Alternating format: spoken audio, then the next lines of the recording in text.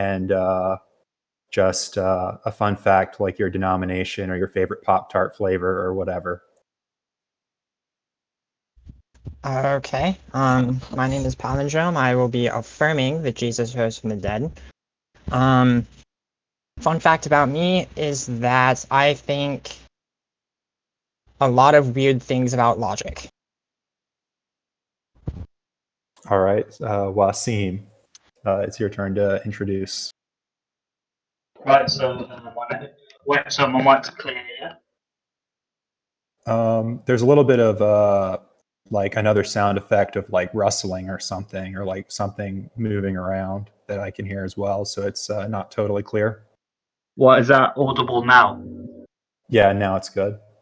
Alright, so my name's Wasim, and I'm Muslim, so obviously I'll be opposing what palindrome's affirming, so the idea that the resurrection did indeed happen.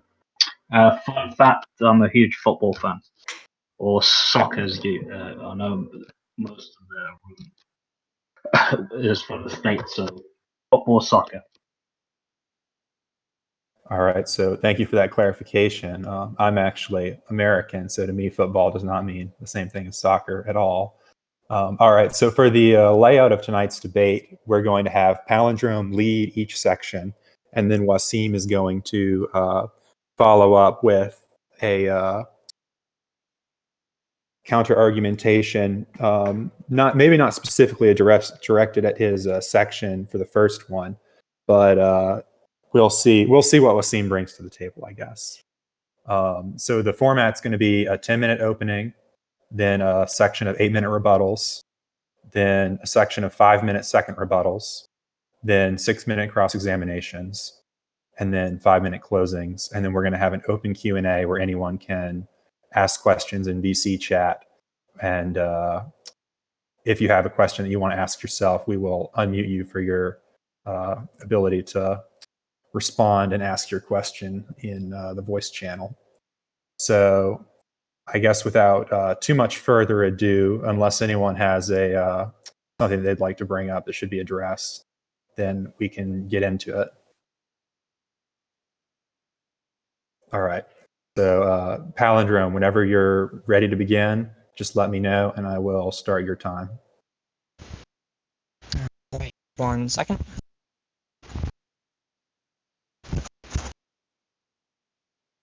Okay, I'm ready now.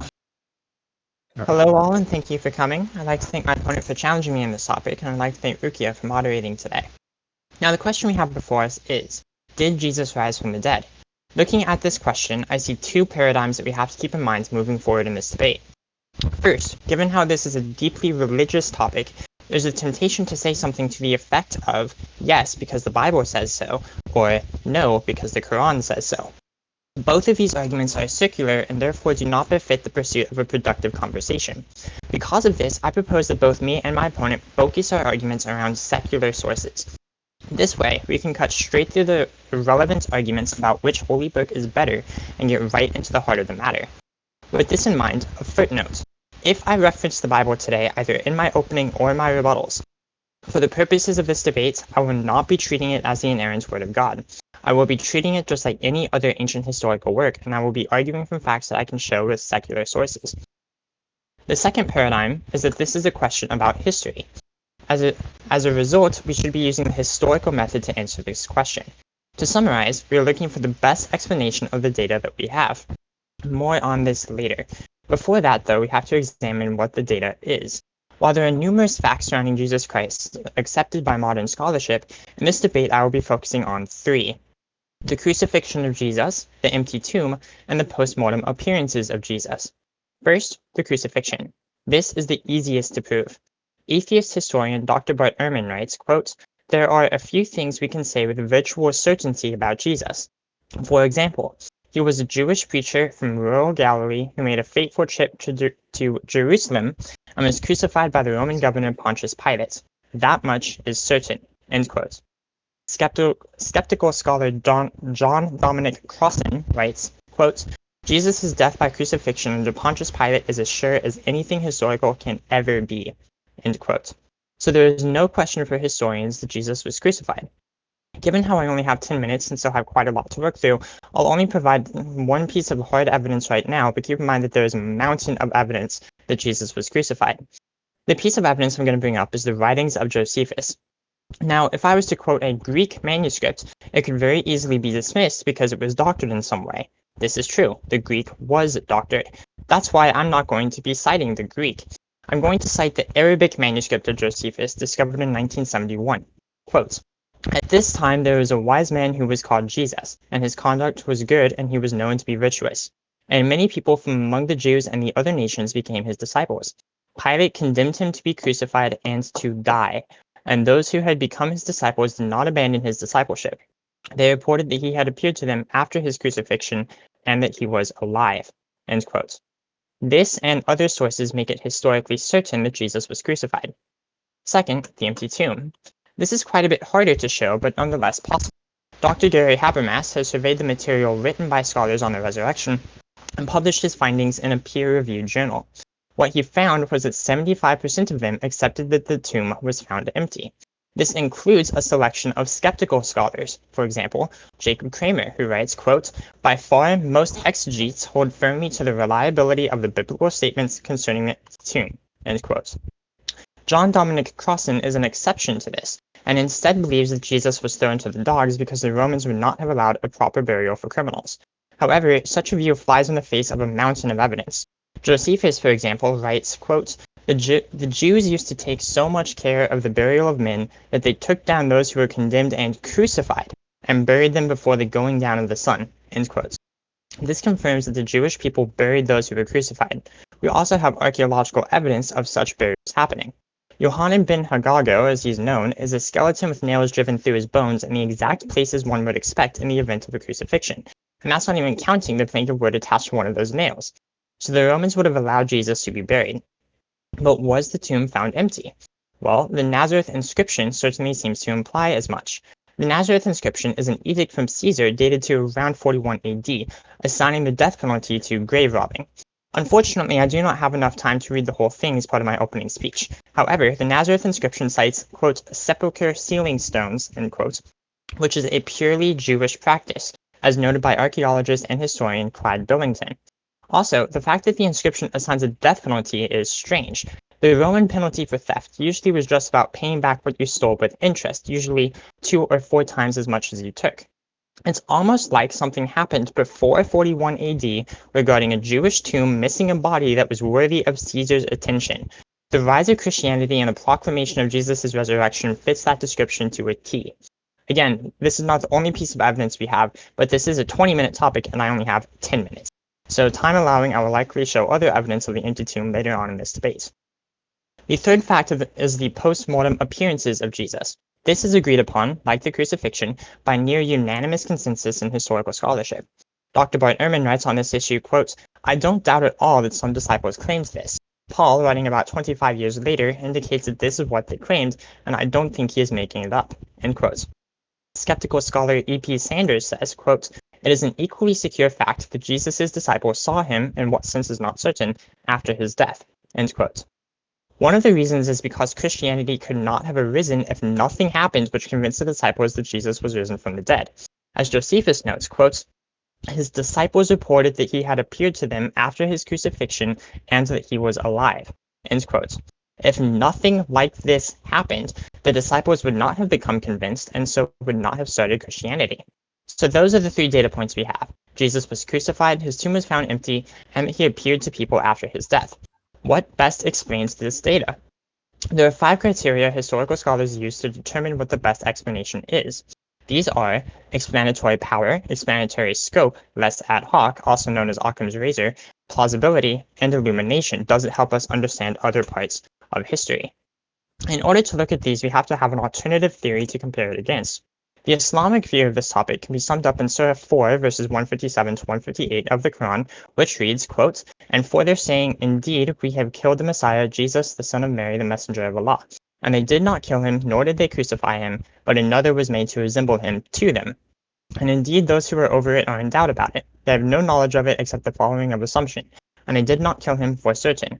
Rather, Allah raised him to himself, and ever is Allah exalted in might and wise." End quote. Now we can begin our comparison.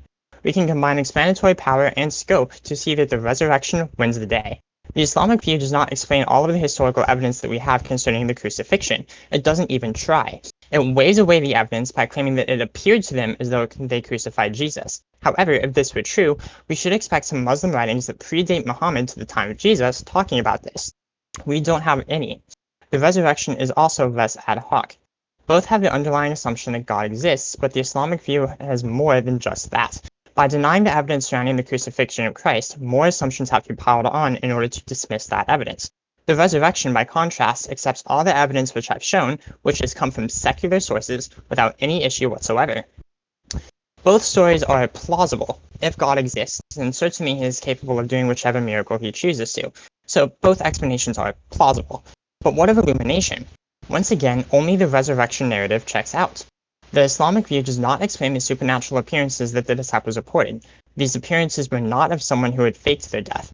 In addition, if Jesus is who the Quran says he is, then certainly, during these appearances, he would not lie to them as to divert them away from Allah. Far from making history clearer, it makes it muddier. The resurrection, however, explains these appearances and the disciples' convictions with little effort. What they believed was actually true, that Jesus has in fact risen from the dead.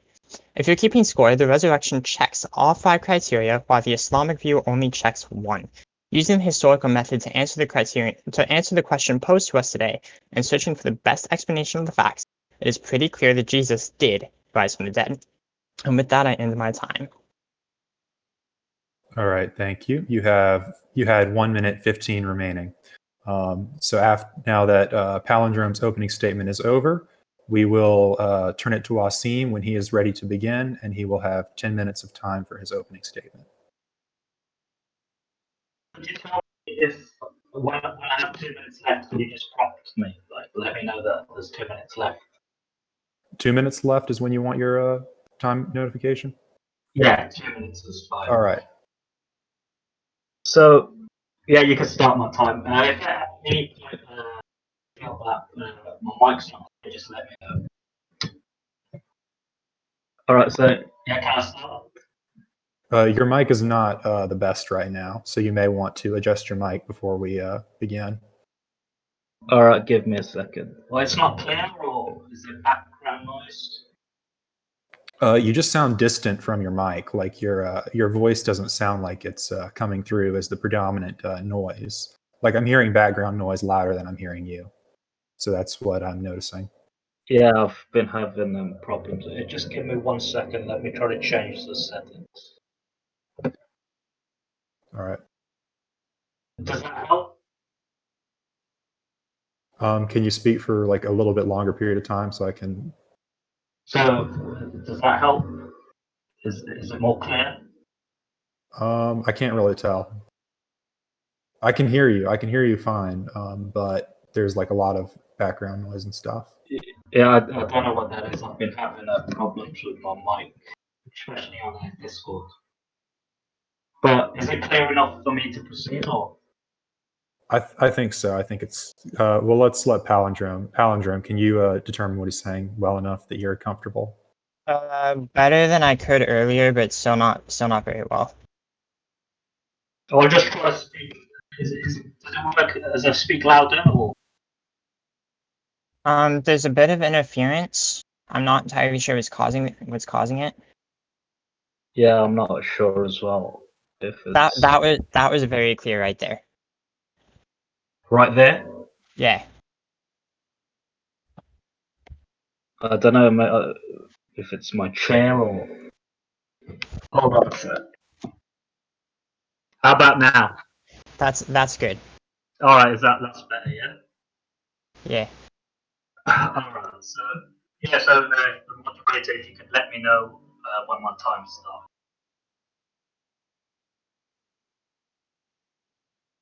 Yeah, whenever you're ready to begin, let me know and I'll start it. Yeah, you can start my time. That's fine. So palindromes kind of put me off a little bit because I was going to attack the historicity of the Bible. So I'll try to address his points first and try to split it. So you made the statement that appealing simply to the Bible or the Quran would be circular reasoning. I don't agree with that statement, because if you can show that the Bible is historically accurate, then I would have no problem with you citing the Bible in regards to the resurrection. I don't know where the Quran would come into this, because the Quran doesn't mention anything about the resurrection, very little about the crucifixion. There's only 1 or 2 verses that mention the crucifixion. But let's get to the crux of your point. So you said Bart Ehrman affirms the crucifixion. That doesn't have anything to do with the resurrection. So Bart Ehrman doesn't believe the resurrection happened historically, but he believes the crucifixion did indeed happen. Using the historical method, that it was more probable that Jesus was crucified. But the problem with that is Bart Ehrman also believes that Moses did not exist as a real person historically. So if your claim is to show that the crucifixion happened historically, and you're appealing to Bart Ehrman in other areas in regards to your core beliefs, he would disagree with you. But even the crucifixion here is not the topic, it's explicitly the resurrection. You pointed to an Arabic manuscript of Josephus in regards to the crucifixion, and again, that wasn't in regards to the resurrection. The issue I would have with that is we know that the original of Josephus were tampered with, and this Arabic manuscript that you have is still very late. I think at best it's 9th or 10th century. So you've got a gap of a millennia from when the original was composed. So that's problematic. You started off appealing with Bart Ehrman, which is, I was kind of surprised, because Bart Ehrman wouldn't agree that Jesus would have been buried decently, in the sense how the Gospels portray Jesus as being buried. So you've got contradictions there. You said Paul was writing 25 years later. That's fine. I'd actually put Paul slightly earlier, but again, Paul was not an eyewitness either to the resurrection or to the crucifixion. And when he was convinced of Christianity, it wasn't based on historicity. So if you allege Paul heard about the crucifixion and Jesus rose from the dead, that wasn't enough to convince Paul himself that this event actually took place, that Jesus rose from the dead. He needed a personal experience / vision. So he needed a vision. So you're trying to convince us of something historically that took place. And even Paul, who was very close to the events, even though he's not an eyewitness, he wasn't convinced. Again, Josephus is very late. Muslim writings that, I think this might have been a slip of the tongue, but you said Muslim writings that predate the Prophet Muhammad. I think that genuinely was a slip of the tongue, because obviously there wouldn't be any writings prior to Muhammad that were Muslim. In regards to the resurrection, so if you're saying this event took place, we're looking at a time period between 30 to around 33 CE. We don't have any eyewitness accounts that this event took place, and we don't have any single writing that's contemporary to the event. So any writing that you're appealing to, or I appeal to, happened after the event took place. So there's nothing contemporary. And the best that we have is decades later. So you've got a writing that's decades later, which is problematic. In historical terms, the probability goes much lower because there's no eyewitness account and the writings are much later. That itself doesn't prove that the resurrection didn't happen, but it makes it harder to prove from your end. The earliest writer that we have is Paul. He's writing around 50 CE, so about 20 to around 25 years, maybe possibly earlier. But the earliest manuscripts that we have of his writings are from the 3rd century. So that's 200 years after the event, and palindroam accepts that these writings, the Greek text of the New Testament, have been altered. So we've got, in the first instance, a writer who's not an eyewitness. He didn't witness the resurrection himself. He had a vision, which is fine, but he's not an eyewitness. And his writings, in a physical sense, we only have them 150 to 200 years later at best, and he's not an eyewitness. Paul, interestingly, doesn't mention the story of the empty tomb. That's a later narrative. So the first person to witness, to mention the story of an empty tomb, the tomb was found empty after they buried Jesus, is Mark. So, and Mark himself is not an eyewitness. So Mark, most scholars date it around 70 CE, possibly earlier. So let's give it a date range of 60 to 70 CE. 30 to 40 years after the event took place, and he's not an eyewitness. And when it comes in regards to the resurrection, we've got within the manuscript tradition 5 alternative endings. Now, Palindroam can, in his rebuttal, tell me which ending of Mark does he hold to, because we've got 5 possible endings used in the manuscripts. And if we take the shorter ending, he ends his gospel abruptly, and there's no resurrection appearances in the earliest sources. So you have to go to even later sources. So the first 40 to 50 years, we don't have an eyewitness account that he can appeal to. In fact, we don't have any eyewitness account that he can appeal to, but he can argue. If he wants to make that argument, he can. And that's a problem. So you've got half a century, the events allegedly took place, and we've got no sources from an eyewitness perspective. None of the New Testament writers claim to be, none of the gospel writers claim to be eyewitnesses. So you said you wouldn't use the Bible here as the inerrant word of God. I wouldn't ask you to do that, but what I'm asking you believe in the resurrection primarily because the Gospels say so. You wouldn't know about the crucifixion, well, you know about the crucifixion, but you wouldn't know that Jesus rose from the dead without the Gospels. So appealing to secular writings, which basically confirm that people believe that the event took place, which is an evidence in itself. If I were to say we've got 8th and 9th century writings of people who believe Prophet Muhammad was indeed a prophet, you would accept them. We know that people believed he was a prophet. I paused your time just now. Can you repeat the last 2 or 3 points you made? Your mic quality was pretty poor, and it wasn't easy for me to make out what you were saying there. All right, and then I'll start your time back up after you make those points.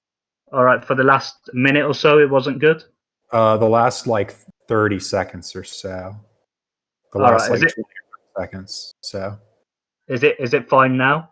Yeah, it's fine now. All right, okay. So the point I was making was, if you have later sources saying there was a people that believed these events took place, so yeah, I accept it because you've got historians that say your mic quality is bad again now. So as soon as you started talking, it got worse again. It was fine, and then it got worse again. So I still have your time paused, but just if you could, try and see if we can get your mic back to regular quality and do that section again.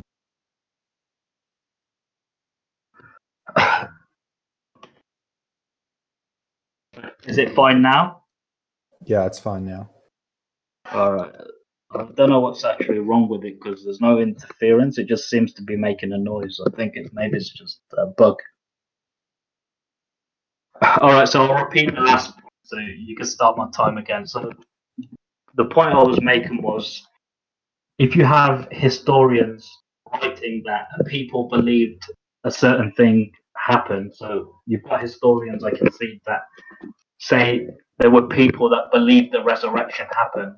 That in itself is not an evidence, and I don't think Palindroam would accept that as an evidence himself. So if I were to say to him, we've got 8th and 9th century sources, 100 to 200 years after Prophet Muhammad lived, who testified that he was a prophet and people believed he was a prophet, would we then say, okay, then because people believed he was a prophet, then he was a prophet? And Palindroam would say, no, it doesn't make a difference if people believed it. But in regards to the resurrection, just because people believed it happened, that doesn't prove that it did indeed happen. You've just got people believing it happened.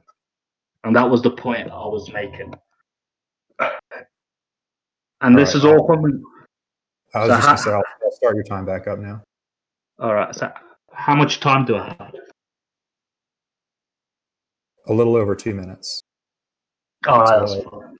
That's fine. So to sum up, the core, the message, the resurrection, this is coming from the biblical narrative, and palindrome seems to want to throw it under the bus and say, let's appeal to secular sources that say people believed it happened. That, as I repeated, in itself is not an evidence.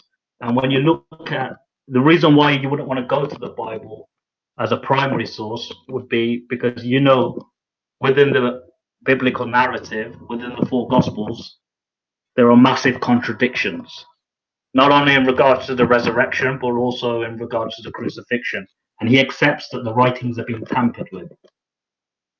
Yet we should believe, and this is what he's asking us to believe today, we should believe this is true because secular historians writing about those Gospels and what people believed, that this event did indeed take place. So it would be a matter of faith.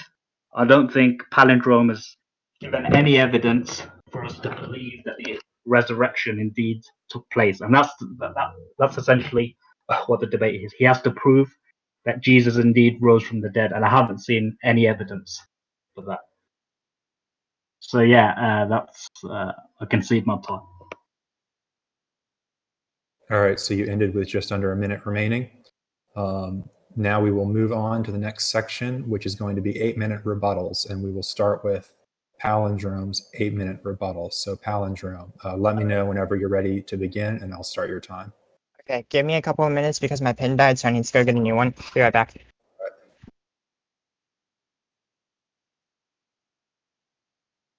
Yeah, that's fine.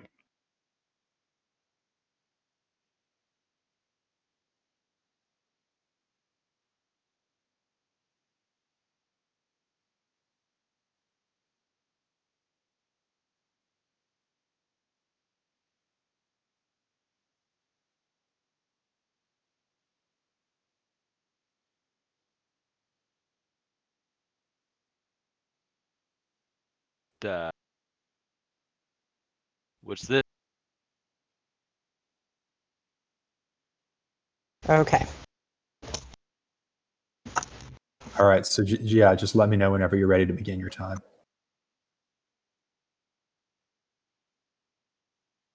All right, I'm ready. In this debate, we have two competing theories. We have a theory that the resurrection happened, and we have a theory that that's false.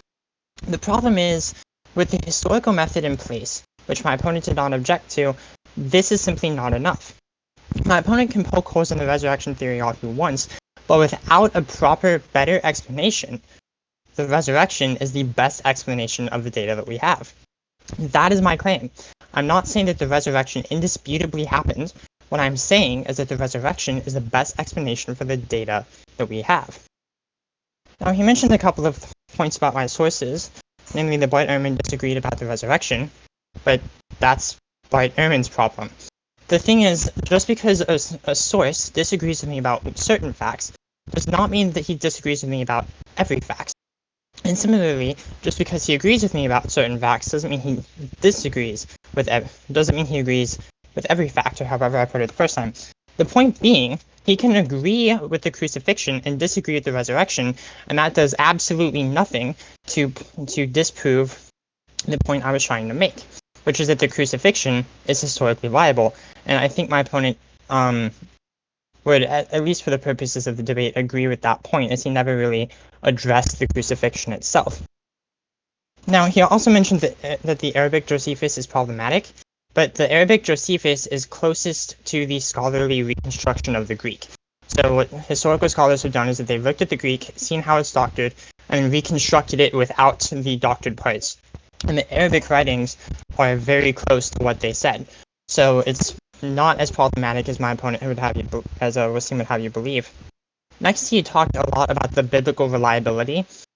The problem is, my argument does not rely on the reliability of the Bible.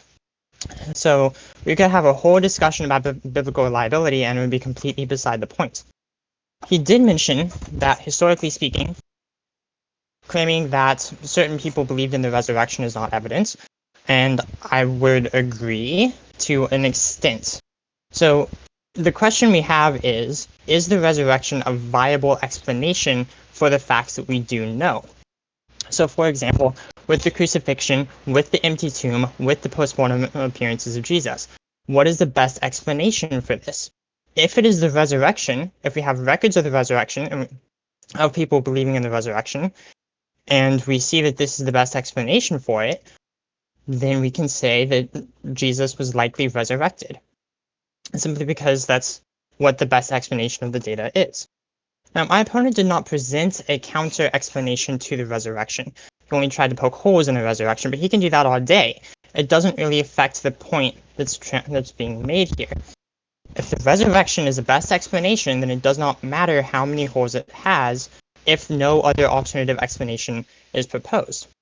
So my opponent has to do more than just poke holes in the resurrection or poke holes in biblical reliability. He also has to propose a counter explanation for the facts that we have. Now, the thing about the biblical text, I'm only going to briefly mention this, is that historically, these are seen as early sources.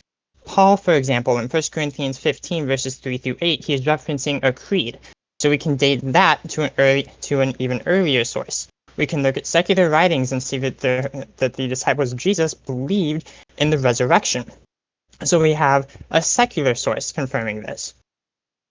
So with extremely early sources talking about a resurrection, and given how that is the best explanation, in fact, the only explanation in this debate that adequately accounts for the facts, then, to be honest with you, I'm pretty sure this debate is already over. Has the resurrection happened? Using the historical method, it is the best explanation, in fact, the only explanation for the facts that have been presented today. I honestly, I don't see a lot more problems for me to address here. Without a counter explanation, I don't have a lot to talk about. The points we have to consider, we have to remember that we consider, is that secular sources, the objective sources that we have, talk about how the resurrection is historical through the disciples' early belief. But more than that, it affirms three facts surrounding the death of Jesus and resurrection of Jesus that talk about the crucifixion, the empty tomb, and the appearances of Jesus.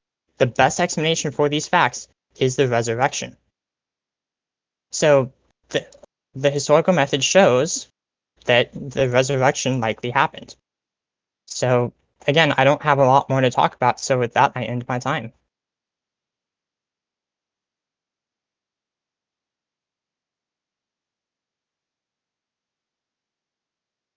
All right, thank you for that. You ended with about a little under 3 minutes remaining. So we will switch it over to Wasim in just a moment. Just let me know when you're ready to begin your rebuttal, and I will start you with 8 minutes. Actually, as well, let me know what time remaining you want me to warn you at, if you want to know it 1 minute or 2 minutes or whatever. It's fine for this. You don't have to do that. It's fine. All right. Is my mic clear? Yeah. Yeah, I can hear you fine. All right. Yeah. Okay. So yeah, you can start one time. So palindrome, there's a massive issue with your whole claim, and I believe the whole claim falls apart. You're saying that the resurrection is the best explanation for the data that we have. And what do you mean by data? The empty tomb, the crucifixion, the resurrection. This is all coming from the biblical narrative, which you yourself are not appealing to directly, because you say the Greek manuscripts have been altered. There could be a theological bias, but you're saying we need a resurrection to best fit in something that you're not willing to appeal to historically. That's the problem. And your whole point basically collapses, because without the New Testament, you wouldn't know that the resurrection happened. And then you want us to say because the New Testament says that Jesus was crucified, rose again on the third day, these things, the resurrection is the best. Basically, there's no alternative, so we should believe that the resurrection happened. That in itself is circular in reasoning. You again mentioned Paul, so the Pauline Creed, and you said that's an early source. Now, if you want to know why the philologists date that early, the reason why they date it so early is because, and even if we grant it's early, that's in itself doesn't prove anything because we both accept Paul is not an eyewitness. But even if we date it early, the reason why it's dated so early is because that part of the text differs from the normal Pauline style of writing. So if you take that view that it's early, you accept that the text of Paul has been changed, so it's got multiple editors. That part of the text, it's primitive, so from the normal Pauline style of writing. So you can hold to that view, that's fine, but then you would also have to accept that there's multiple editors to the writings of Paul. And that, on the first premise, is problematic. So now you've got someone who's not an eyewitness. His writings have been edited by multiple people, and he doesn't mention the empty tomb, which have to go to Mark. Now you kept saying that, well, let's appeal to secular writers. So you show me one secular writer, just one, or one historian that makes the claim, who's close to the event, that says the resurrection, who's not Christian, who's not using the Bible, that says indeed the resurrection happened. There's no such source. Josephus himself did not believe in the resurrection. He didn't believe Jesus was. I know in Greek texts there's been interpolations, so you go to the translation, but Josephus himself didn't believe that the resurrection took place historically. He doesn't say, because if he believes that Jesus was crucified and he rose from the dead on the third day, he'd be a Christian. Historically, Josephus didn't convert to Christianity. So that's problematic. The source that you're mentioning himself doesn't believe these things happen. But in regards to the crucifixion, he did believe that crucifixion took place. Now, you said, I don't reject the idea that crucifixion took place, or I don't say it's not historically viable, but sorry, that it is historically viable. But this debate is about crucifixion. The historical method, you use probability. So when historians look at the crucifixions, it's more probable that the crucifixion happened. I don't have a problem with that. That doesn't mean it happened. It's more probable than not that it happened. Sorry, so is my mic breaking up? Hello? No, that was a bystander that snuck in unmuted. So All right. you're fine. Yeah, I just paused your time a second ago. So continue, and I'll start it back up a couple seconds into whatever you're saying. All right, yeah, that's fine. Actually, let me pause for a second. Wayfarer wants you to also repeat what you said the last 3 minutes, because Wayfarer missed the recording on that because his internet went down. So if you could just kind of summarize what you said, the last, I guess 3 minutes is a lot to remember, but just whatever you remember that you covered to just go, and then that's not a problem. Okay, so I'll go back to the Pauline point. It says that I think that's where it would have been like 3 minutes. So you date the Pauline Creed early, and you say this is an early source for the crucifixion and resurrection. Okay, let me emphasize that this debate isn't about the crucifixion. We can do that another time. That's not an issue. It's specifically about resurrection. So the reason why the philologists date that creed early is because they take the writings and study the writings and say this style of writing is more primitive than the normal Pauline style. So if you accept that creed's early, you also have to accept that their conclusions that the text of Paul has multiple editors. And if you hold to that view, which you'd be forced to if you believe that 1 Corinthians 15 is so early, then you have a problem, because not only do you have someone who's not an eyewitness, you have someone who's not an eyewitness, his writings have been edited. And he doesn't mention the story of the empty tomb. You have to go to Mark decades later for that, and even that's problematic. You have a problem, and with all that said, the earliest manuscripts we have of Paul's writing are from at best the 3rd century. So you've got 170-year gap from the event. And this is all coming from a non-eyewitness whose writings are potentially being edited by multiple editors. That's not a reliable source.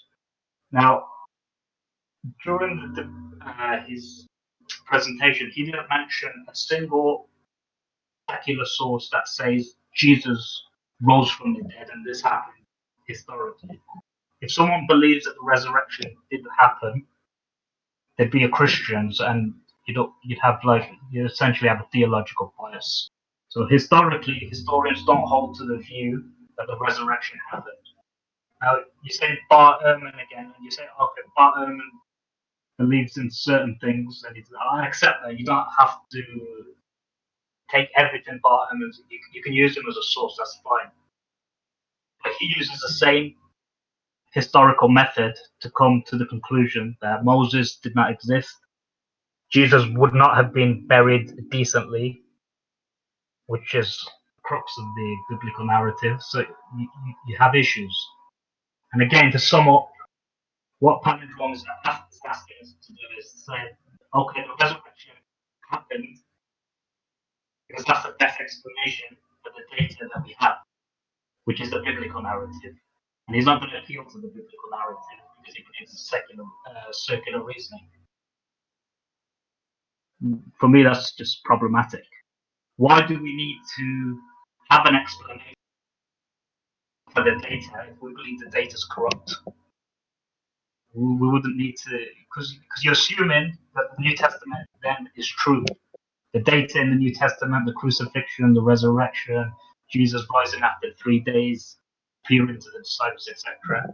Then we assume that's true, and the resurrection is the best fit. And that's what I'm saying is we don't believe the source is corrupt, so we don't need an explanation, even though there's many explanations of what possibly could have happened. By the way, I don't believe the idea of an empty tomb, that's the whole story. I believe that's a later tradition and it's not historical. So I concede my time.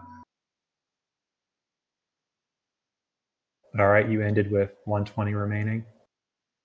So the next section that we're going to get into is going to be the 5-minute second rebuttals. And we'll begin with palindrome. Whenever you're ready, you can let me know and I can start your time.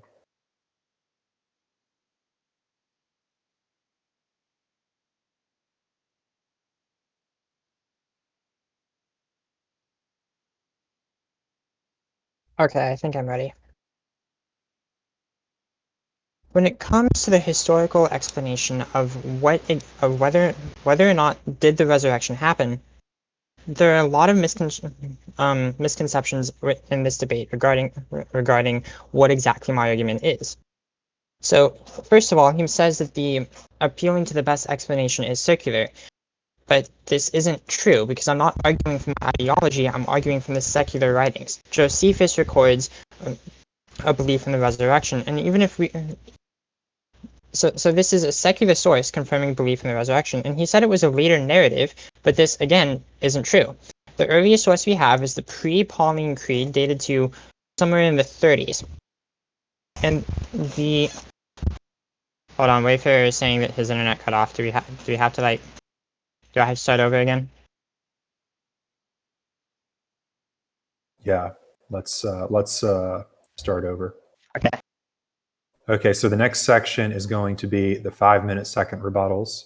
It's going to be 5 minutes of time, and we will start with palindrome, and then we will go to Wasim. So palindrome, whenever you're ready to begin, let me know, and we can start the 5-minute second rebuttals. Okay. I believe I am ready. There are a lot of misconceptions about what exactly my argument is in this debate. I am not stating that we have undeniable, 100% irrefutable evidence that the resurrection happened. My point is that with the historical data points that we have, the resurrection is the best explanation. Now, he mentioned that this sort of argument was circular, but I'm not appealing to the biblical narrative to get the idea of the resurrection, nor am I appealing to the biblical narrative to explain any of the data points that we have. Now, he did say that the earliest source for belief in the resurrection is a late source, but that's simply not true. The pre-Pauline creed that we have is dated to around the 30s, and not because it's primitive, but because Paul himself references that it is a pre-Pauline creed and uses language that is meant for easy memorization, such as mnemonics or I believe the term is parallelism. I could be wrong in that term. Second, the pre-Pauline creed does mention the empty tomb in 1 Corinthians 15 when it says that Jesus died and then was buried and then was raised again. So it mentions the empty tomb, just maybe not in those exact words, but it does have the empty tomb in there. Second, he asked for a secular source that shows the resurrection. He is correct in saying that no source like this exists. However, again, that's not my point. I'm not saying that we should leave religion completely out of this debate. What I said is that we should focus on secular sources. And if we look at the data points and the facts that we know with secular sources, we can show that the best explanation for these data points is the resurrection narrative. Now, he asked the question, why should we have to explain corrupt data? But I'm not pointing to corrupt data, I'm pointing to data agreed to be true by the majority of scholarship. I'm pointing to authentic secular data that a lot of scholars deem to be authentic. So I'm not asking him to explain corrupt data. I'm asking him to explain legitimate data. And without a counter explanation, the resurrection remains the best explanation of these data points. So according to the historical method that is appropriate for this question, the resurrection is the best explanation. Now, in terms of the evidence for the resurrection, all we have to do is look to the historical facts. He was crucified. The tomb was empty, as I showed with the Jewish inscription, and as I will about to present another piece of evidence, and that Jesus had post-mortem appearances. Simply claiming that the resurrection never happened is not enough to explain this data. We need another counter-explanation, and without a counter-explanation, then the resurrection is the best explanation that we have. So what is the stronger piece of evidence for the empty tomb? Well, in addition to the Nazareth inscription, we also have the rise of Christianity itself.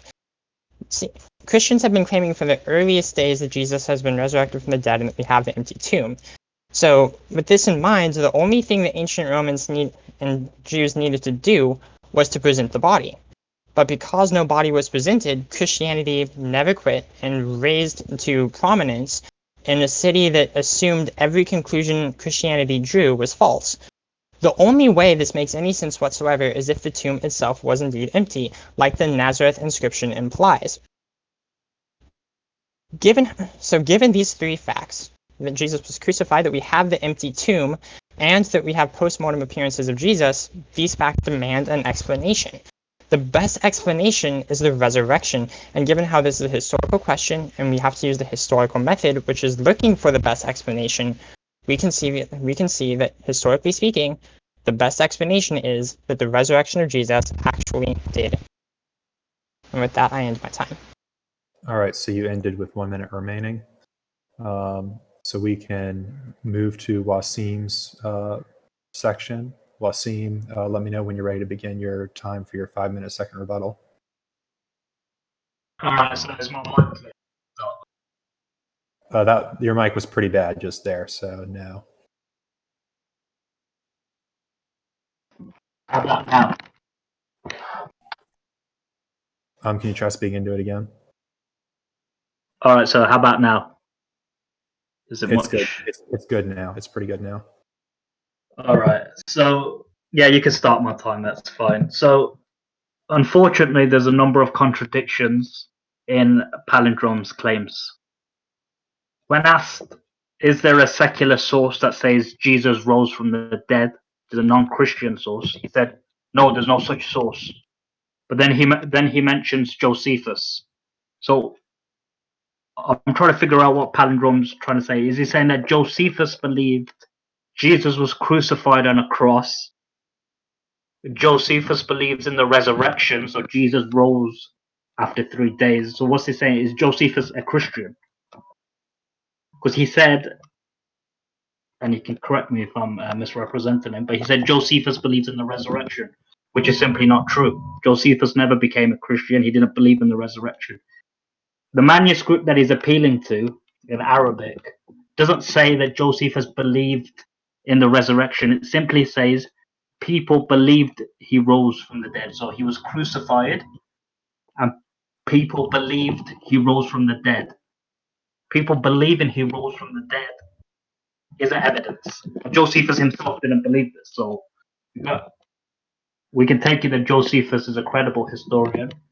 He didn't become a Christian. If there was evidence that Jesus rose from the dead and he was the Messiah, Josephus would have believed in the resurrection because he already believes in the crucifixion. So that is not evidence. He said that he again appealed to the pre-Pauline Creed. Again, you said it's not primitive, but that's what the philologists say. They say that the creed, the normal Pauline style of writing, differs in regards to 1 Corinthians 15. That's why they date it early. So there's multiple editors to the text. You said, well, it's not coming from Paul. Well, and the claim is, Paul makes that claim himself. He said the creed that was handed down to us, which we then later.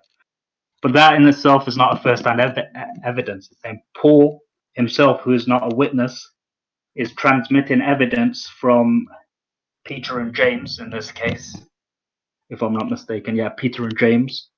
That is not a first-hand account. You need to test the reliability of Paul. Again, then you said there's essentially nothing to debate, but the resurrection, you're coming at it from a biblical narrative. Whether you say, oh, we want to leave the Bible out of this, that's not credible, because you're saying the data that we have, the empty tomb, etc., is coming from the Bible, the post-resurrection appearances. I'm saying to you that I don't believe that the Bible is a reliable source of information. So the idea of an empty tomb, the crucifixion, even though the crucifixion is not the topic of discussion, you're asking me to hold that this document is true and the resurrection is the best possible explanation. What I'm saying is simply I don't believe the data, so I don't need an explanation. If you want to prove that the resurrection happened, then you yourself said there's no 100% proof. I'm not asking for 100% proof. We both agree that you can't prove the resurrection historically. I've got good reasons to believe that it indeed happened, and I haven't seen any. You're saying Josephus believed this and Josephus believed that, but Josephus did not believe in the resurrection historically. He didn't believe that Jesus rose from the dead. He simply writes his followers, and this is what you're repeating to. You're saying because something arose, this belief arose, Jesus being crucified, risen from the dead, then we have to give an explanation. But that's not how the historical method works. Just because I believe it says doesn't mean it's true. For example, the Hindus. Can you stop for a second? I paused your time.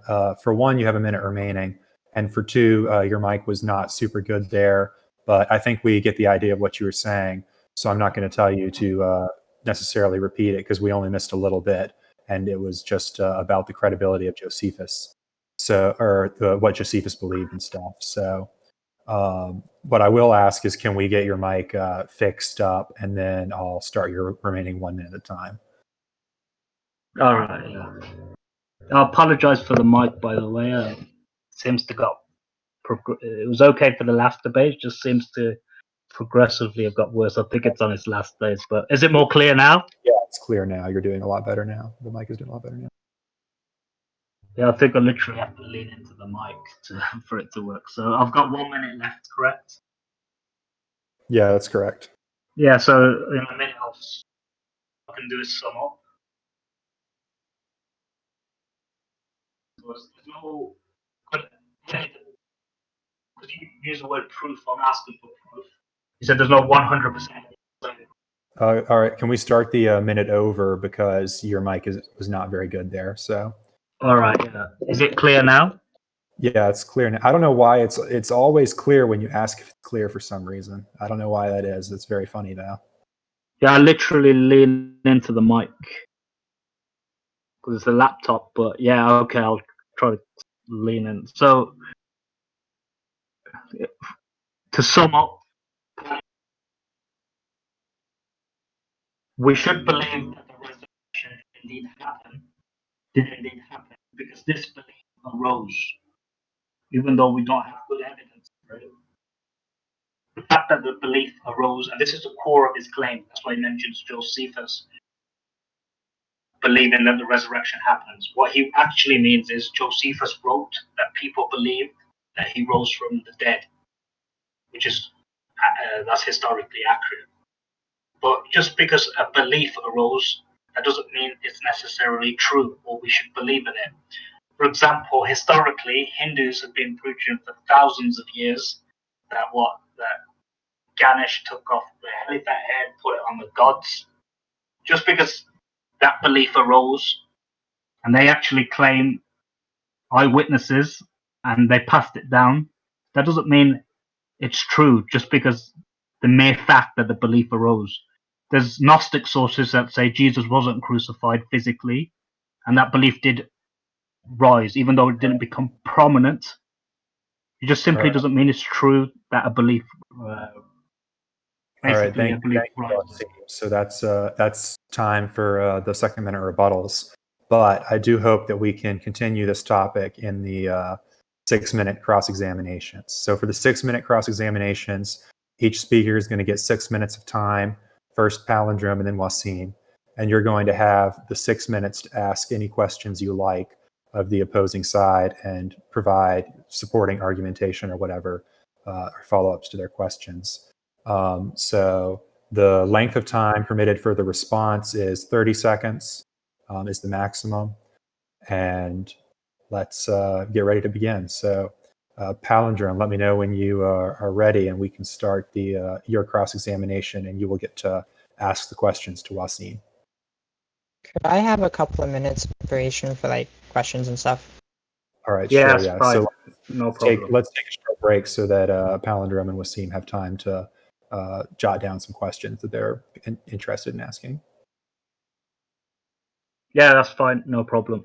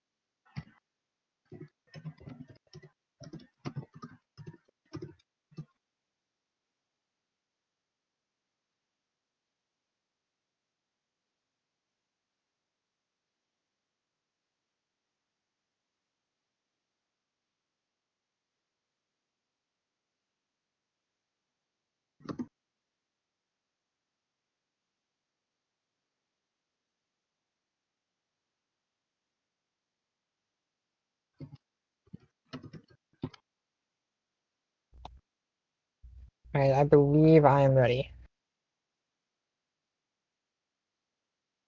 All right, sounds good. So, Wasim, are you ready? Do you have the questions prepared that you want to ask? Right. So I guess just so I'll go first to ask.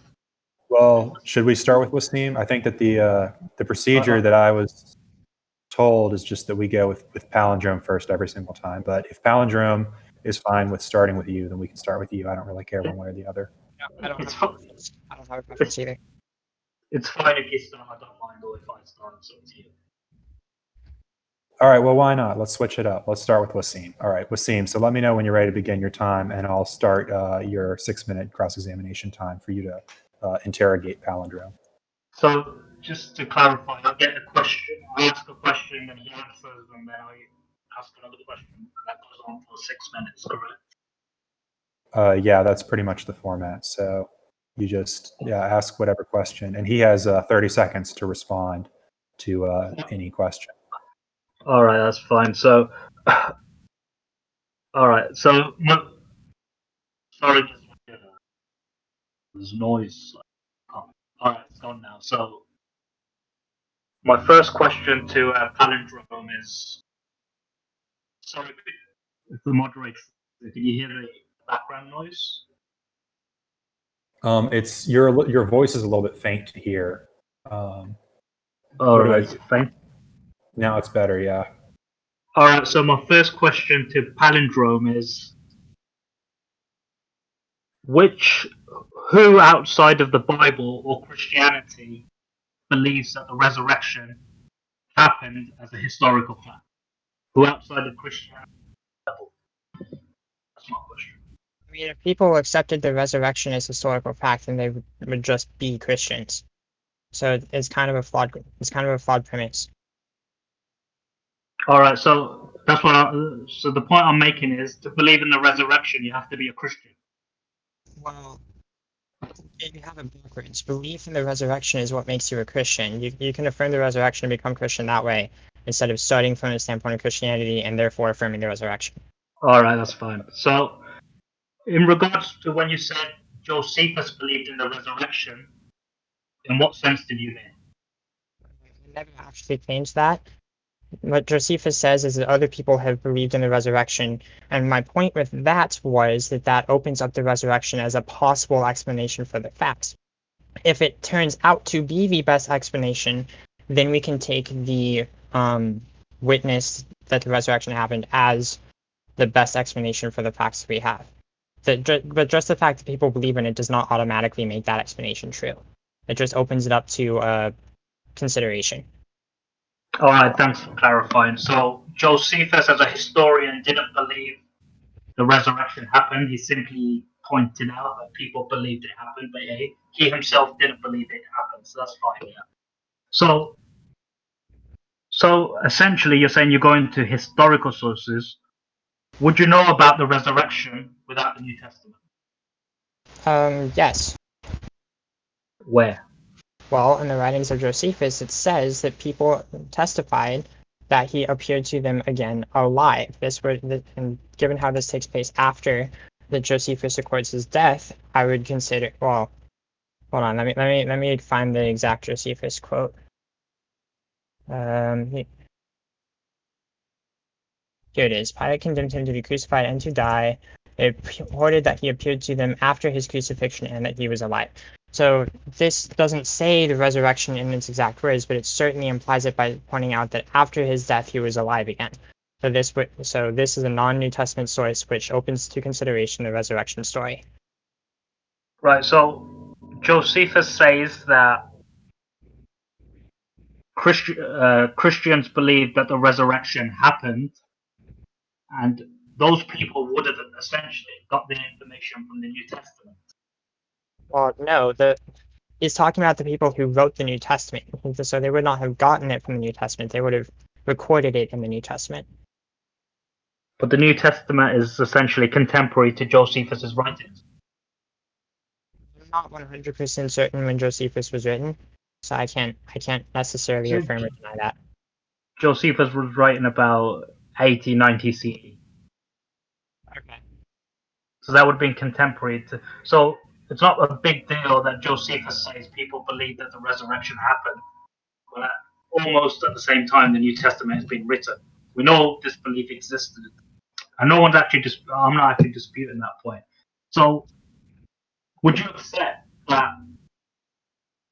you have to go to the biblical sources first to affirm the resurrection? You can't use secular sources to say it happened. You're basically saying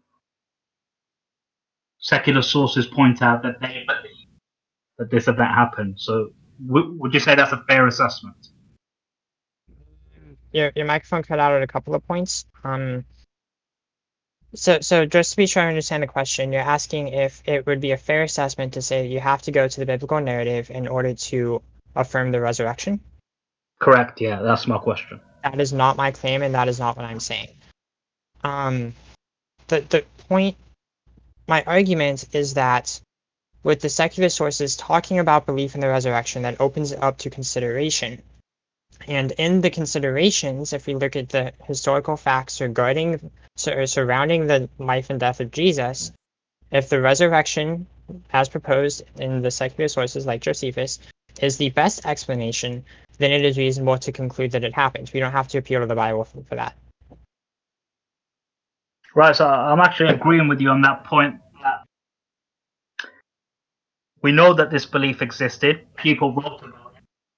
What I'm simply saying is, I don't believe in the sources. So another question would be, in regards to those sources, you yourself said that there's been changes. Do you believe those sources themselves are reliable, i.e., the biblical sources? Yeah. So do you believe the biblical sources are reliable? When it comes to doctrine and the core teachings of Christianity, I would say that they're reliable, yes. What about in terms of historicity? I'm not going to say everything within the Gospels is historically accurate, but there are definitely certain things within the New Testament that is 100% historically true. So within the New Testament, there's things that are historically inaccurate. I didn't say that. I'm arguing from a point of ignorance when I say that I would not say that 100% of the things in Scripture are historically true. I'm leaving it open to the possibility that some things are inaccurate, but I'm not 100% studied up on that to say with definitive statements that some things are historically inaccurate. If that makes sense. Right. My only comment on that would be if you've got a scripture and you believe it's inspired by God. So we are about at time. So last question, and then we'll move on to the other side. All right. So the last question is: if we're saying that biblical sources are, it's possible that there's discrepancies there or ahistorical information. We don't have any secular writers saying the resurrection indeed happened. You have to be a Christian to essentially believe in the resurrection. What is your key evidence that the resurrection did happen? Well, I have 3 pieces of evidence, which is the crucifixion, which I showed with secular sources. I showed the empty tomb from secular sources, and I showed the post-mortem appearances of Jesus with secular sources. These facts demand an explanation, and if the only explanation being proposed is the resurrection, then it is by default, the best explanation for these facts.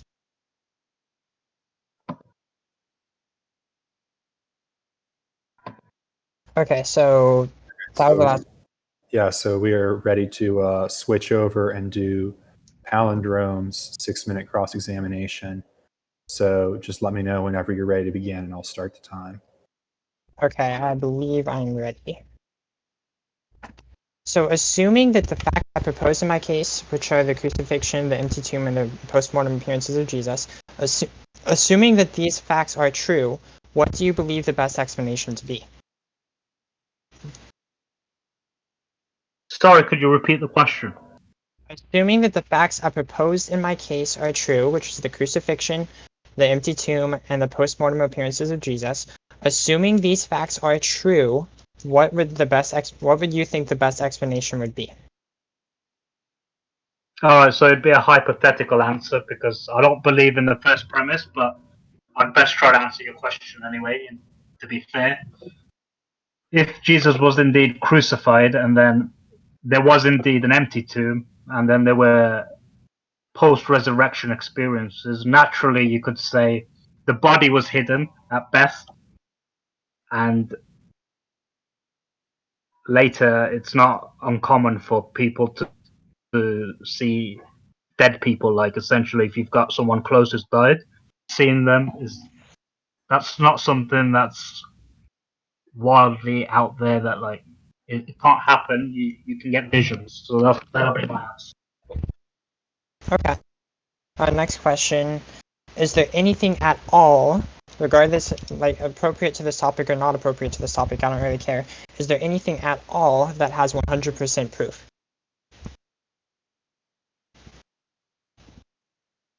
So when you say 100% proof, I don't think it, for example, if you say, did Trump win the 2016 election? Yeah, you can say, yeah, that's 100% proof. There's video evidence, there's documentary evidence.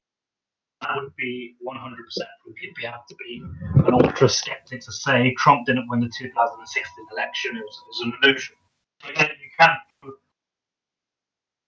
100% in my view. Yeah. Okay. Could you summarize my argument really quickly? Right. So your argument essentially is that there is data to suggest a crucifixion took place, a resurrection took place,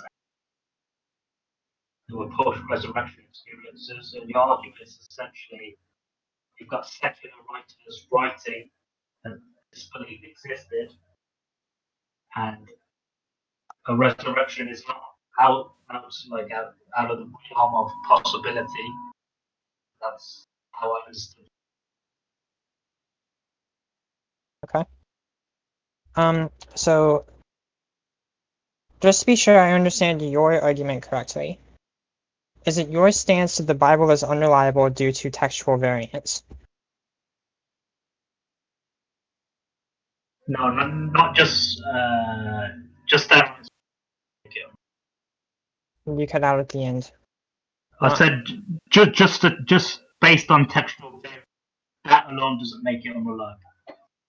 It does play a part, but that's not the only problem I have with the biblical account. Okay. So to put it simple terms, even if we assume that what we have today comes from the first century, if it's unreliable, it wouldn't make a difference in terms of its historical reliability. Okay. How do you explain the rise of Christianity if the empty tomb was not actually empty?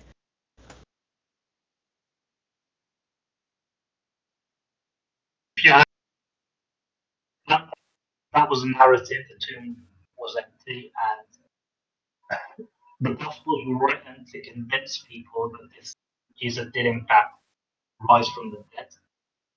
People believing that it happened. You can show plenty of examples in history with Hindus believing certain things in God, certain miracles. Just because something took off and became prominent over the centuries, because it did take Christianity time to become prominent.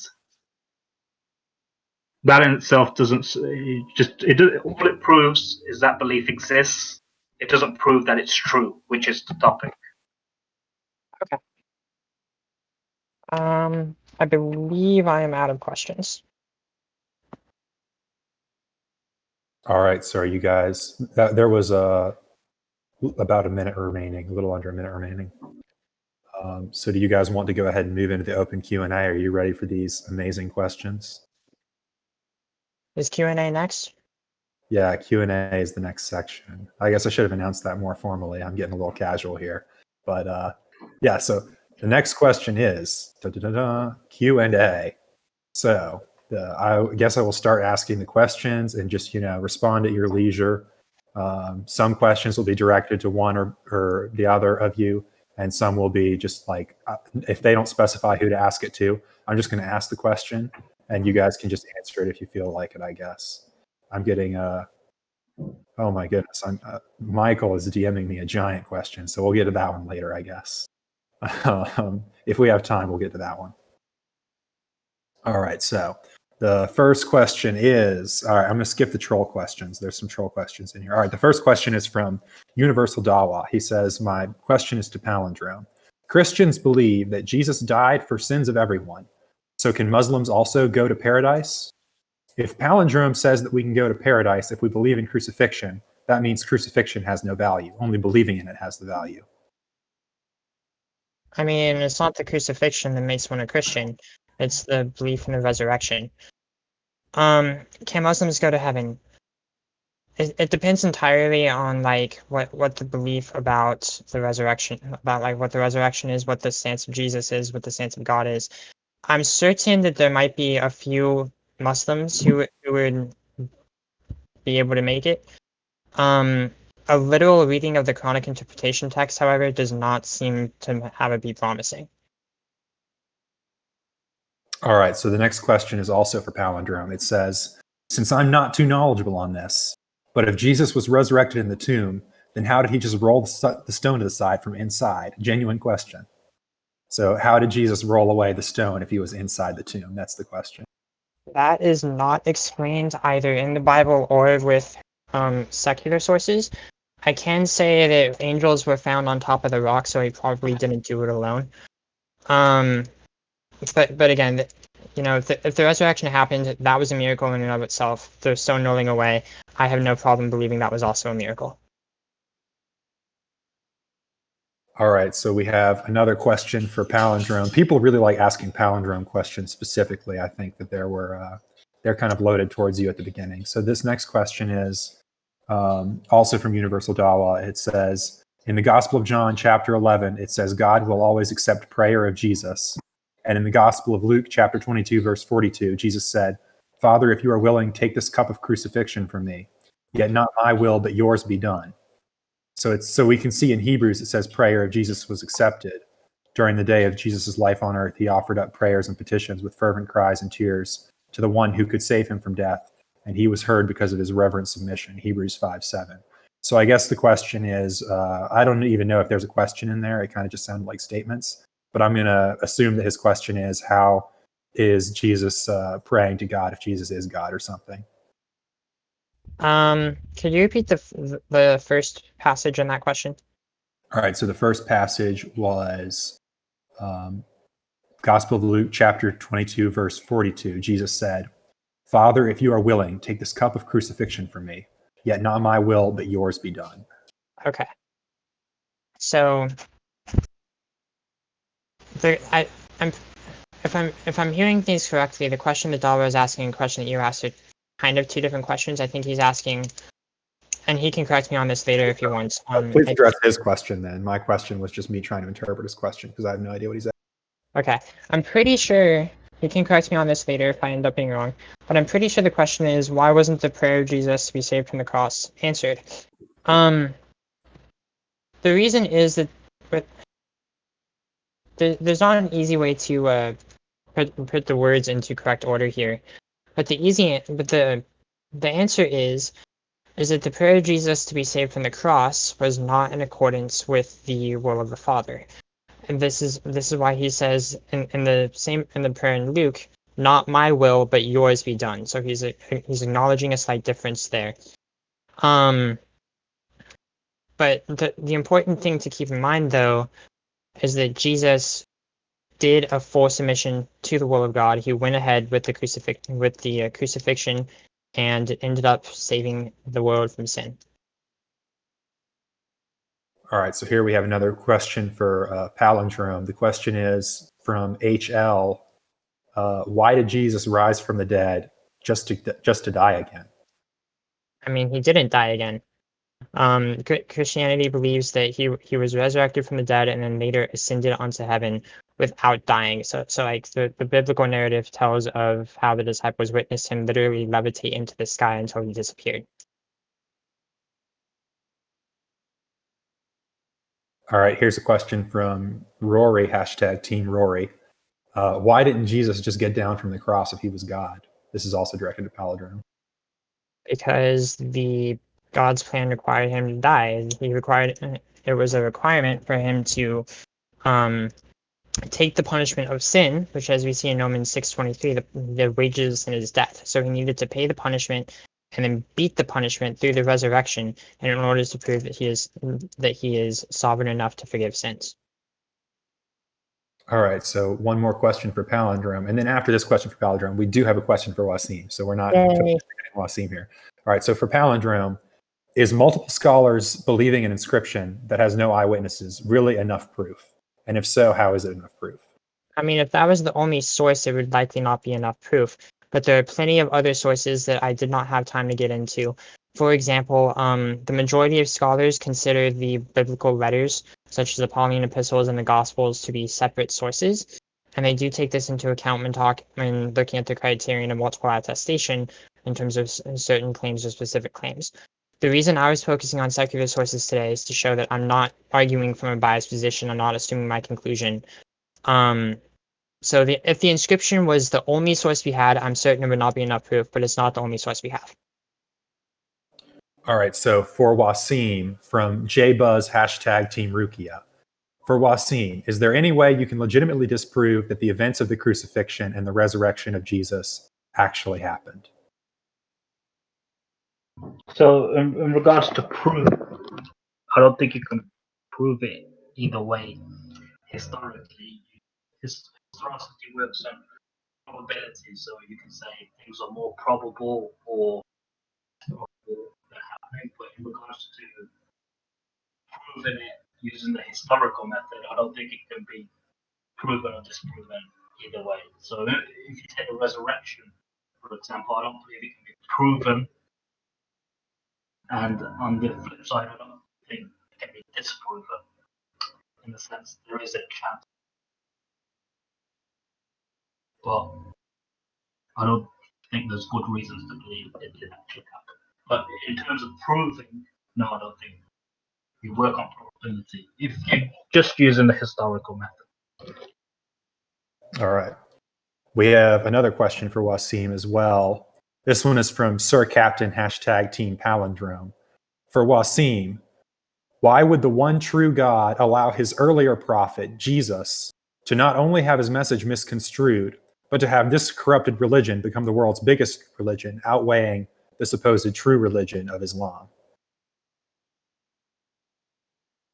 Right. So, could you repeat the question? So, let me see if I got the question correctly. Why would God have Jesus, who's a prophet? Why would he have his message corrupted? And that message then becomes the world's largest religion. Yeah, exactly. That's the question. Yeah, I don't think that, even though the question's valid, I don't think the premise is valid. So one can argue, if Christianity is indeed true, why are most people disbelievers? If Jesus came to die for the sins of the world, why are most people disbelievers? In regards to the belief becoming prominent, I believe that took centuries to develop. So it's still in line with the Muslim view that the earliest followers of Jesus did not hold a deviant position. So that's my answer. All right. So we have another question from JBuzz, hashtag Team Rukia. This question is for either debater. So if either of you feel like answering it, then feel free. The question is, how can any holy scripture be a credible source of historically accurate information if they have been proven to be written multiple centuries after the events?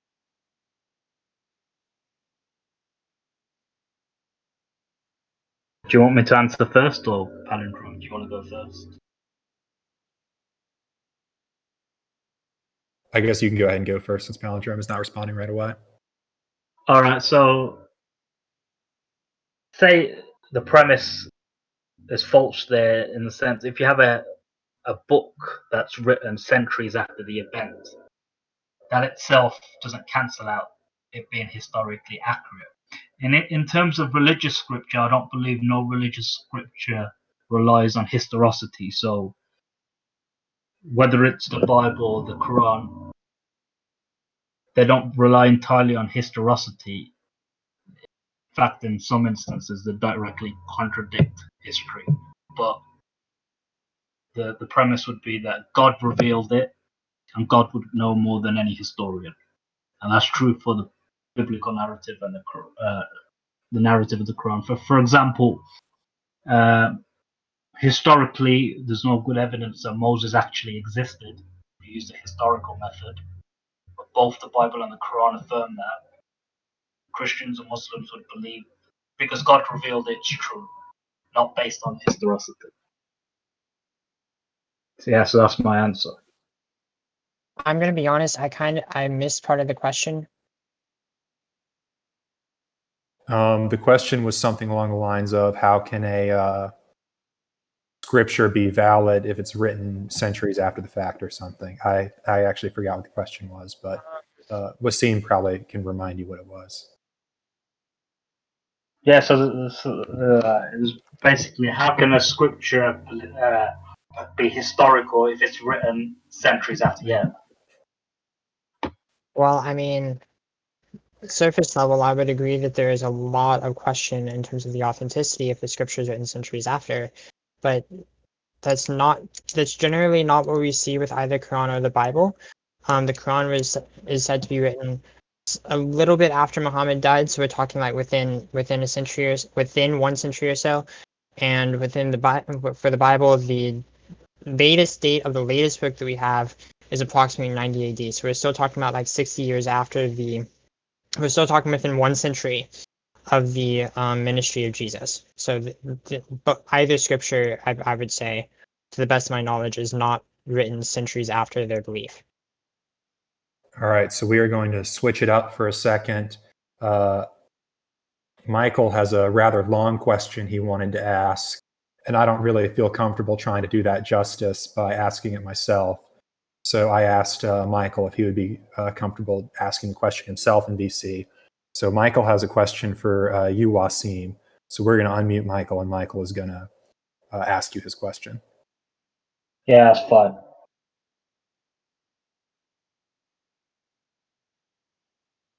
Oh, sweet.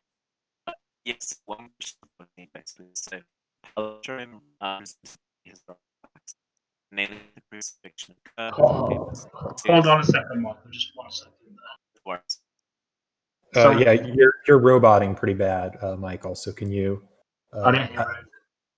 I don't know. Try. Oh, can you hear it, Wasim?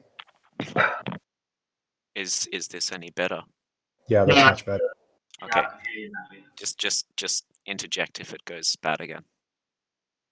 So palindrome presented 3 historical facts, namely the crucifixion occurred, the tomb was found empty, and people believed that Christ had resurrected. Now, one of your main objections was that you denied the historicity of these facts, not by stating the facts were wrong or offering an alternative to them per se, but undermining the authenticity of the sources that established them. So consequently, your main objection was that, for example, even though the pre-Pauline creedal formula and other such New Testament sources are dated incredibly early to the crucifixion, within a few years, in fact, in the case of the Pauline Creed, we don't actually have those original copies, hence their early authorship is irrelevant for palindrome's purposes of establishing authenticity, because as you said, they could have been tampered with in the three centuries until we get to the earliest copies in our possession today. This, however, flies in the face of New Testament textual criticism, which New Testament scholars, including You're roboting a little bit just now. So can you start over with the what you just said, basically? Just the last 10 seconds. So You're still roboting. Okay, I'll tell you what. Can you give me like seconds? I don't even know what you're saying, but sure. 30 seconds. All right.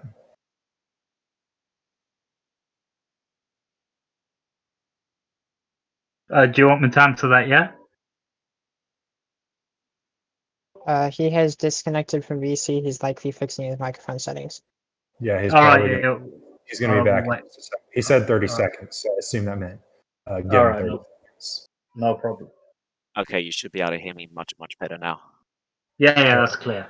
Okay, so yeah, the final bit that I said was that we had the very early pre-Pauline formula, and you objected to that by stating that because the earliest copy of the manuscript that we have dates us sometime to the 3rd century, I think it was, there was plenty of time for the copy to be tampered with and edited, right? This, however, flies in the face of New Testament textual criticism, to which New Testament scholars, including our very own beloved Bart Ehrman, admit upwards of 99% accuracy. In other words, accurate to the original manuscripts. In addition to this, a tiny, tiny, tiny fraction, purportedly less than 1/60th of the edits, have meaningful doctrinal or theological or historical impacts. And consequently, it seems we do in fact have nigh 100% confidence we are reading the original texts. How would you then go on to undermine the relevant historical documents from the New Testament as historically inaccurate via inauthenticity in light of this consensus? All right, yeah, thanks. I'll get the question, so can I answer the question now? Yeah, go for it. All right, my voice is clear, I'm assuming. So the first point would be that Bart Ehrman does actually hold to the view that 99% of the New Testament can be traced back to the original autographs. He says there's no way of knowing without discovering earlier manuscripts. But that wasn't my point. In regards to the Pauline Creed for 1 Corinthians 15, I didn't make a point about textual criticism. I said, let's assume for the purpose of this question that that's original to Paul. It goes back to the 1st century. The reason why they date it so early, and this has nothing to do with text, manuscript, is because they say that this creedal seven, this part of it is from the normal Pauline style of writing. So, and that's why they date it early. So, if you accept that premise and it's early, then you would be accepting that there's multiple edits to the text, the original text, not manuscript. So there'll be multiple editors to Paul's writings in their original form, and that was my point. In regards to the text being inauthentic, I do have an issue with the textual criticism in general, but that alone, that's not the core problem. I don't, in regards to discussions, I don't mind saying the text is original to the 1st century, even though I don't believe that's the case because most of the manuscripts come from much later. So 94% of all the Greek copies are after the medieval period, so after the 9th century. But as I said in the debate, even if all of the texts went back to the 1st century, that doesn't make it authentic in terms of the historical inaccuracies. But Palindrome didn't really let me get into that because he didn't appeal to the Bible as a primary source in this discussion. Sorry, so I didn't. Sorry to interrupt. I didn't quite catch the very first part of your response just because of the microphone. All right, is it clear now? How about now? Yeah, that's a bit better.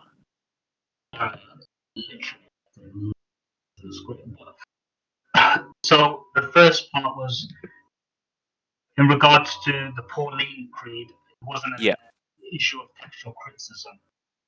So the reason why they did that part early, and this is assuming it's original. Can you repeat that again? Your mic started cutting out once you got into that. So the reason why they date that part of the text early is because it differs from the normal Pauline style of writing, which indicates multiple editors to the text. That's the view of the philologists, the people that study the writing of Paul.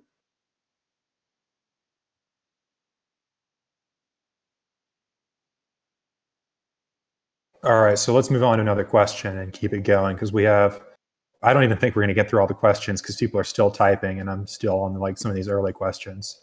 All right, so this is a question for Palindrome. With the presupposition that God exists, throughout history, claims attribute this intervention within the natural world, claims that attribute intervention within the natural world have resulted in finding a naturalistic explanation or the explanation being unanswered. With the consideration that we have no means to assign probability to God interacting within the world, how have you determined that the resurrection is more likely than any naturalist explanation?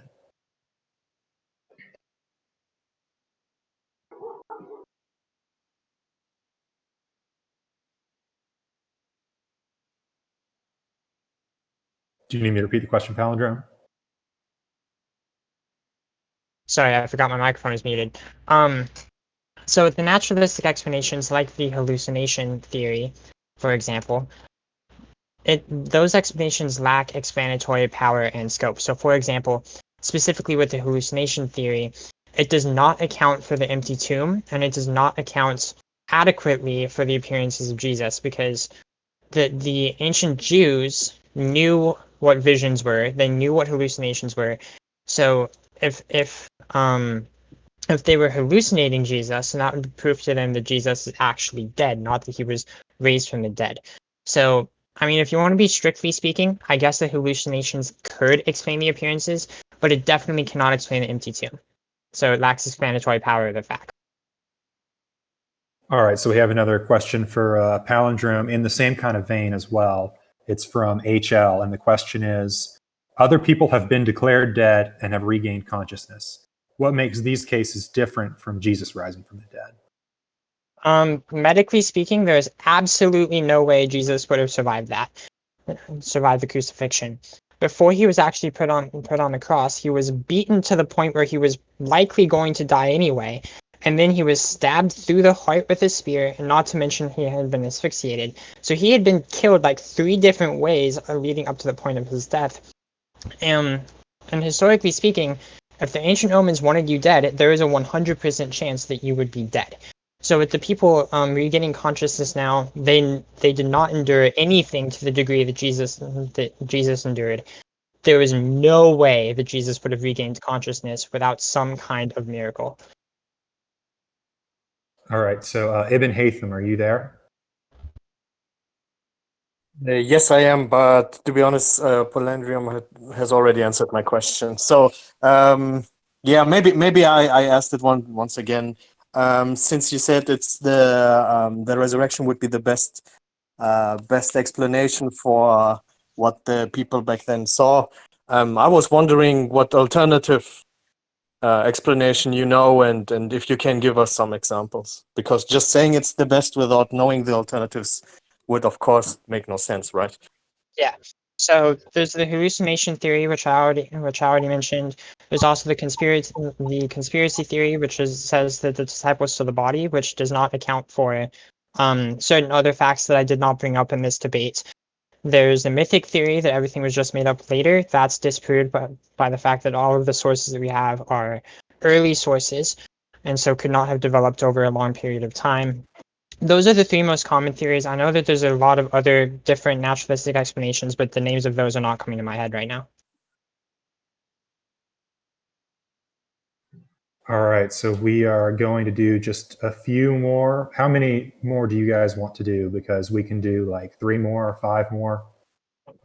But we need to start thinking about drawing it to a close.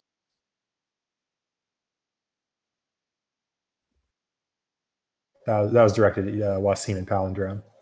How many? I questions don't mind. taking? I don't mind. I don't mind going for a little bit longer, but I do have places to be today. All right, let's take just 4 or 5 more or so, and then call it a day. Let me look for where I was on this list of questions. People are tagging me with irrelevant stuff that actually is not even a question. So got to scroll through that stuff.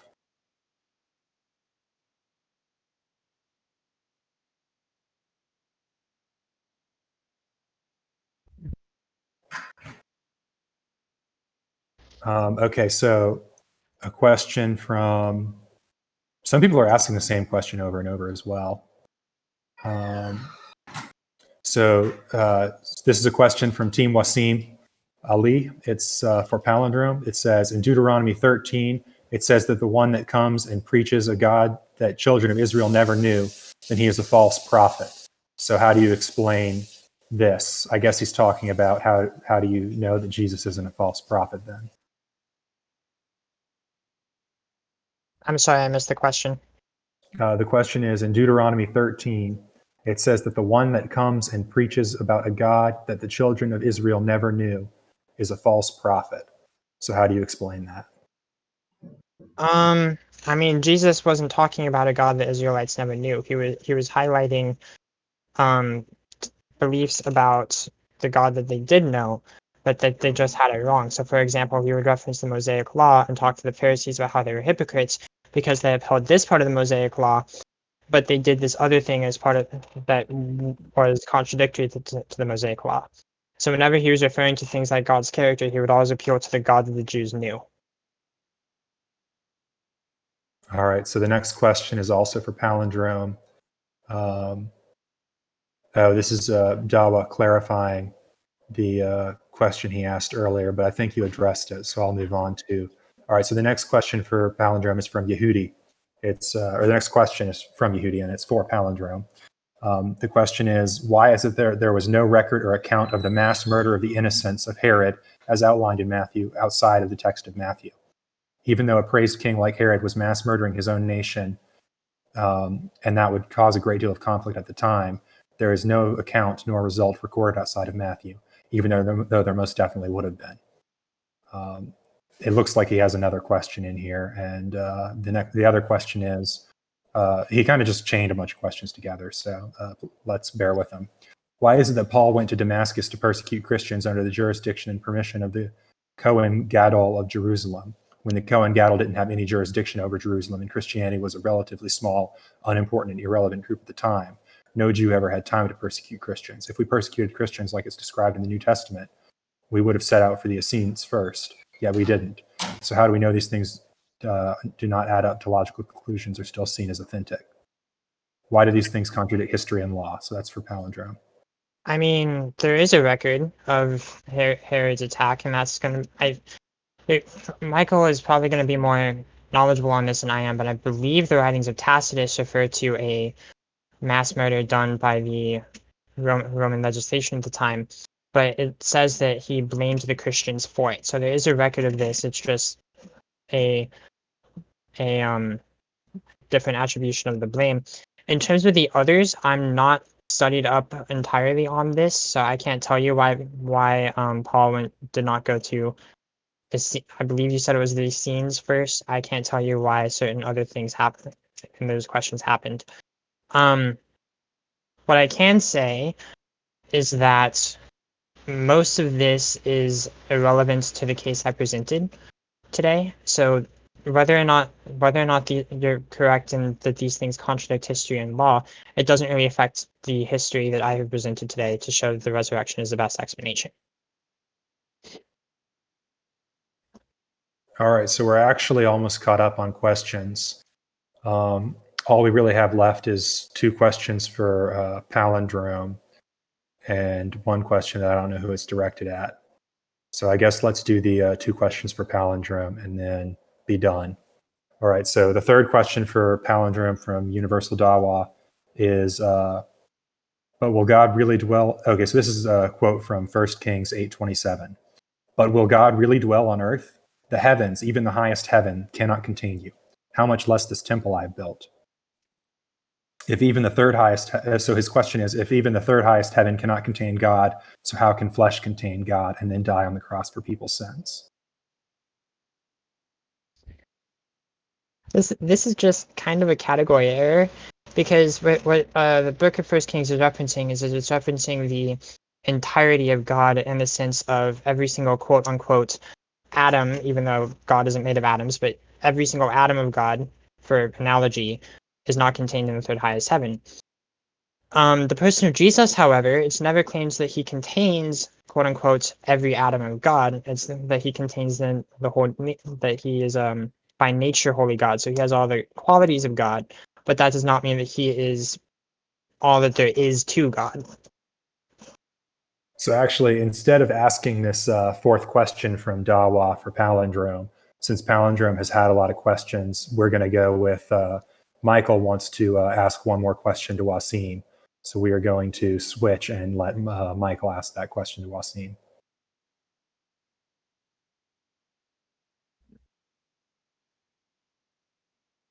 Okay. Yes. So your objection to my claim on the Pauline Creed, right, was that we have good reason to reject the early dating of it. Am I correct in saying that? Yeah, so if you agree that the creed is early, the reason why they arrive at that conclusion is because it's primitive, so different from the normal Pauline style of writing. So, which would suggest that there's multiple editors to the text of Paul. Yeah, so the issue I have with this, and like I'll have to go in and actually research that for myself. So in one sense, I'm making an appeal to authority here, but Richard Carrier is an atheist historical scholar who states that there is no refutation of this claim, the early dating of the Pauline Creed, other than maybe possibly it originated later, which is the logical fallacy of, it's possible, therefore it's probable. And he says, in fact, the evidence for this creed dating to the very origin of the religion is amply strong, and there is no reasonable basis for claiming otherwise. We also have Gerd Ludemann, who is an incredibly radical historical scholar, as I'm sure you are aware, and he states that the elements in the tradition are to be dated to the first 2 years after the crucifixion, no later than 3 years after the death of Jesus. Gary Habermas also affirms it. He's a very, very well-known and respected New Testament historian. And Michael Goulder also affirms it, who was an Anglican clergyman for nearly 30 years, and then became an atheist, and he was a professor of biblical studies and a recognized expert in both Old Testament and New Testament at the University of Birmingham. And he states, quote, "It goes back at least to what Paul was taught when he was converted a couple years after the crucifixion." In this case, it seems like we've got incredibly hostile scholars affirming that, in fact, the dating is this early, and affirming that the Pauline Creed is in fact legitimate. So perhaps you could not to just say argument from authority, but perhaps you could point me to some other scholars who do in fact reject what seems to be a consensus after my very, very briefly searching for the scholarly view on this. All right, yeah. So you mentioned Habermas, but the thing that I don't have a problem with you saying the creed is early because Paul, I do believe Paul did believe in the things that he espoused in his letters. There's no doubt about that. What I'm saying is the reason why they date it so early is because of its primitive, because of the primitive writing style. So if you accept the conclusion that it's early, you also have to accept how they arrived at that conclusion, that it's different from the normal Pauline style of writing. That's what I'm saying. In regards to it being early, I don't have a problem with Paul holding to that view. Okay, yeah. So just my question then is just: is there any scholars that I might be able to go off and read to understand that view and explicate it for myself? Yeah. So if you look at Because that seems to be what your entire argument is predicated off, denying that the early sources have any credibility. And so if you're admitting in this case that it is in fact early, but it's dated only early, which in some way also undermines its credibility, I'd just be curious to establish that, because that seems really to be the crux of your argument, that you're denying the authenticity of the sources as opposed to directly providing alternatives for the claims made about the crucifixion and so etc. all right. So in the actual debate, I didn't dispute that it's early. I was just pointing out that how it's arrived. Would you accept how they arrived to that. So if they say that it's primitive and that's why it's early because it differs, would you accept that view? Of course, I'm just looking Yeah, for somewhere that's to read. fine. So Habermas does mention that. Ehrman, Wallace, they all mention. I think virtually all scholars who date it early, they mention why it's dated so early. In the debate, I didn't dispute that it's early.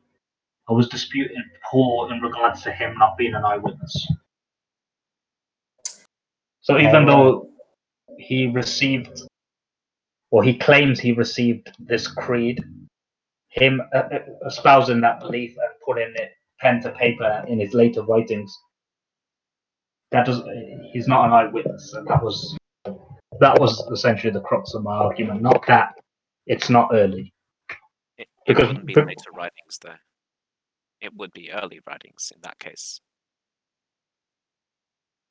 All right, no, so this question is kind of dragging on, and I kind of am ready to Yeah. Sorry. end it there. And we can discuss it in private. If, you guys can Yeah. discuss it here in private. But I'm going to go ahead and start unmuting everybody, and I'm going to start with one, since one wants to try and get an opportunity to ask a question, but I can't promise that he'll actually get to ask it. But he has to be unmuted first, so I will start with him.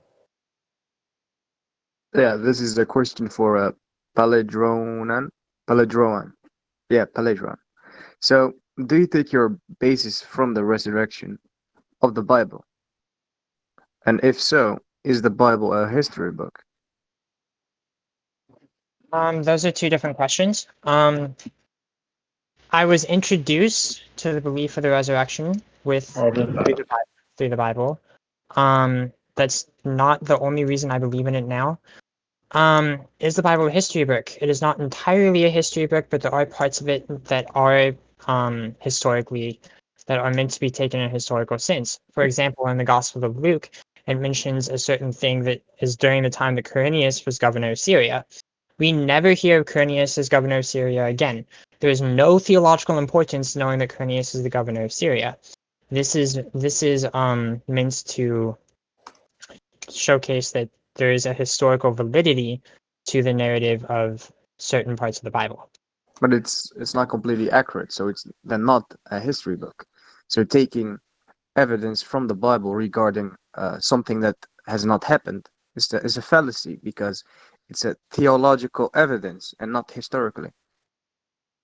What do you mean that it's not accurate?